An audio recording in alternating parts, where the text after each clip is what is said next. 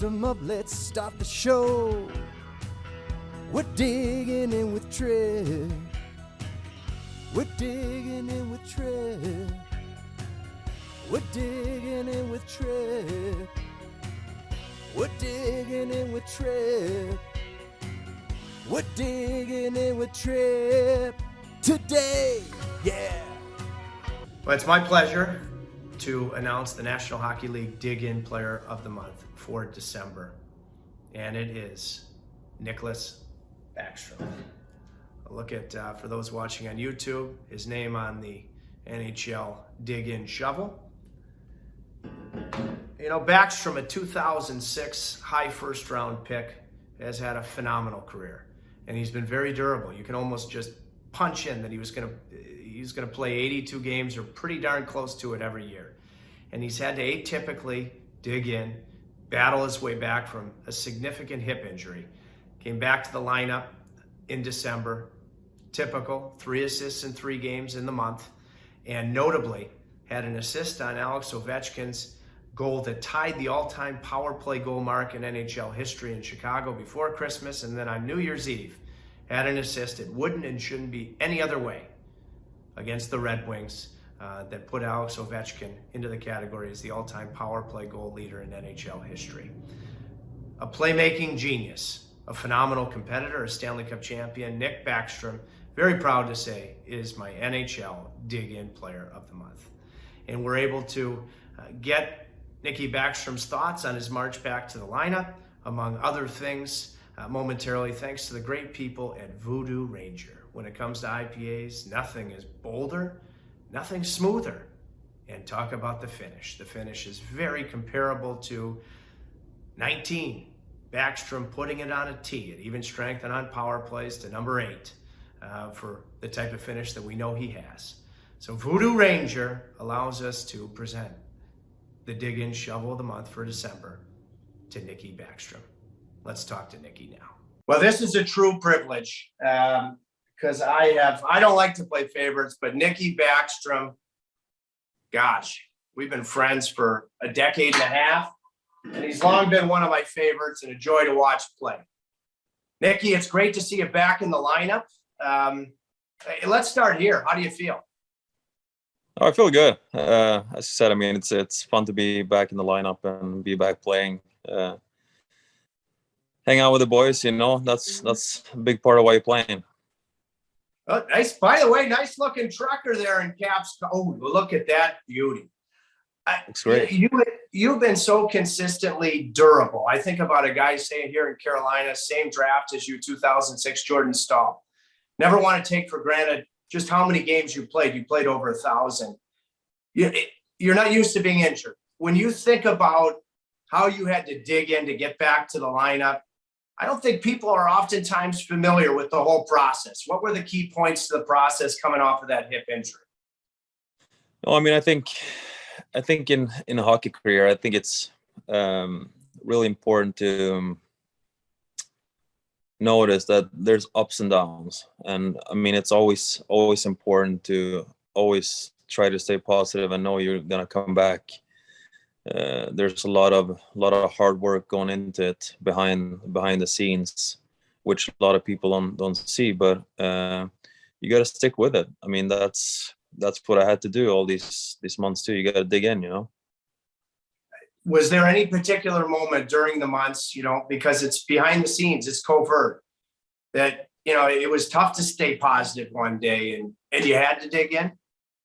Yeah, I mean, I think my first time back on the ice didn't feel great. To be honest, I've been off skates for 4 months and really just skated the first and second day. I'm like, holy, it doesn't feel great. So that's the time when you really had to push yourself and dig in and really just stick to the plan. And now I'm here back playing. So that was a key moment for me. You mentioned first time back on skates. Is this a true scoop? I mean, I can't remember anything really before the age of 6. I just did some prep, and my man Nicky supposedly went to bed in Sweden with skates at 2 years old. Is this a true scoop? Yeah, it is a true story. I've been told actually by my parents afterwards that when I was 2, I got my first pair of skates and put them on, walked around indoors with them, destroy all the floors at home, and obviously when my mom was putting me to bed, I didn't want to take them off. So that night I slept with my skates on. Well, that's how to create that custom fit, because back in those days, skates didn't break in like they do now. Exactly. You come back in December and it's only fitted. I mean, it's what it should be. It wouldn't be right any other way. Both on your buddy Alex Ovechkin's goal that tied the all-time power play goal lead in the NHL, and then on New Year's Eve in Detroit, the one that put him over the top, you had the assist. It wouldn't be right any other way. On power, let's just start with power plays. Why have the two of you always had chemistry that I don't know will ever be surpassed in the league? Well, I think the good combination of us two together is he's obviously a tremendous goal scorer, and I don't know if we'll ever see anyone like him when his career is done. But and I'm more of a passer. I've always liked that a lot, and I think that's why we connected when we started our careers here in Washington, and obviously our power play has been a big part of that, and I think that goes hand in hand. I'm trying to set him up, and we all know what kind of goal scorer he is. So if you put it in his sweet spot, most of the times it's a goal. I've never asked you this before. What do you remember about the first time you met him? Where were you? First time, the first time I met him actually was funny. That was my draft in Vancouver. He was the guy announcing it, and yeah, we said hi there on the stage, and then afterwards chatted a little bit, and then the next day we're flying home from Vancouver, and there's this big security line, like going through the security, right? And just cutting the line, see a guy walking there with this Calder trophy in his hand. I'm like, that's Ovi. He's just cutting the line all the way. Everyone is just asking, what are you doing? Like, he just walks through the line. I'm going through the security, and then he's waiting for me there outside. He's like, hey, I didn't see you. I didn't see you there at first, but it's nice to meet you. Hey, good luck with everything. I'll see you in a couple of years. So that's classic. Yeah. Oh, so you speak Swedish. By the way, your mom has some Finnish heritage. Do you speak Finnish at all too? No, I don't, and that's way too hard for me to learn now too. I've always thought it's like speaking all the Finns that I call friends. The language sounds like it came from the moon. So with your chemistry with Alex, have you guys always spoken English? Do you speak a lot to each other on the ice? Do you speak English? Yeah, we speak English, and I think yeah, we always speak English to each other, and I think both of our English was a little under construction when we first got here, so we were struggling both to understand each other, I think. But after a couple of years, we figured each other out, and all from that, and like now it's fine. Were you always a center? Yes, I was actually. And did you, before you came to play in the NHL, like for me, Backy, there's some other great ones, but I've been doing it 23 years. The vast majority of those years you've lived on the Halfwall. You're my favorite Halfwall guy. Did you play on the Halfwall on power plays in Sweden before you came to the NHL? Yes, I did. I've always loved that position too, and I think standing there, I mean, it's just you can see everything. I mean, you have so many options. I mean, if you're looking at a power play setup from there, you can do so many good things, and that's what I always loved about that spot. So and I mean, a lot of practicing and reading too. I mean, a lot of things on the power plays about just creating that one-man advantage, whichever way you're going, you know.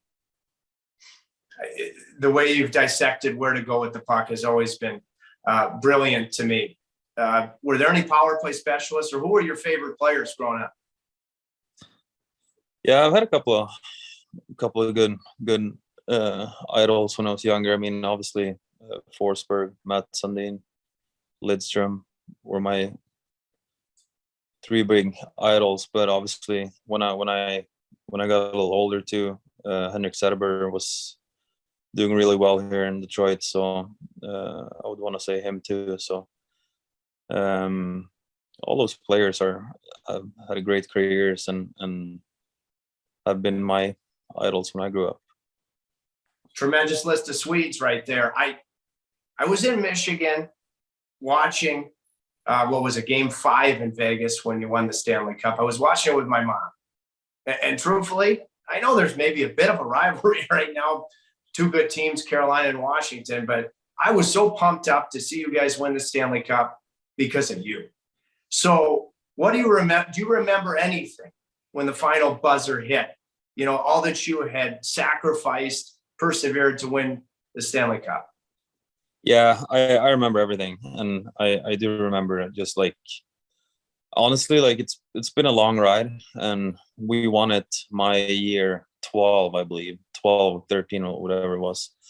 And I think the biggest thing for me when we won was probably like a relief from our shoulders, and then like a couple days after that's when it became like super happy about it. But actually to start, it was just a relief, and it'd be like, yes, we did it, we finally did it, which has been one of the issues for us in the past, that we haven't really been able to take it past first round. So it was a big moment in my career, and I'm never gonna forget it. It was pretty cool. Well, it was a pretty jubilant house. My mom and I in Michigan on the lake watching you win it.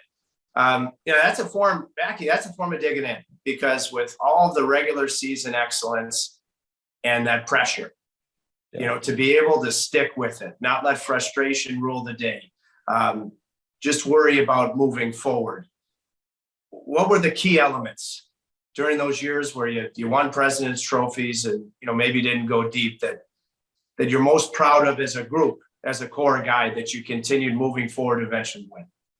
Well, if I gotta point out one thing, why we won that year and why we all succeeded, I thought we had a great chemistry in our group. And I mean, the first round we were down 2-0 to Columbus, and we won 4 straight after that. And that's part of like this group we had. We were so positive. We never got down on each other. We just stayed positive, and we were comfortable with the way we were playing. And I think that's what gave us the next little step. And after that, there was obviously no one stopping us after that. I mean, we had that little issue in the past, but once we told ourselves to stay positive and really come together as a group, that's digging in right there. You bet it is. It's shovel in hand. Can I thank you, partner, because that Game 3 in Columbus, I was actually on a date. I was at Nobu in Miami, and I'm telling you, you're going to overtime. And I said to her, she's a hockey fan, I said, listen, you're down 2-0 in the series. I said, if Washington wins this game, they're winning the Stanley Cup. Because when Carolina won the Cup, they went down 2-0, went on the road, switched goaltenders. You guys had gone to Braden.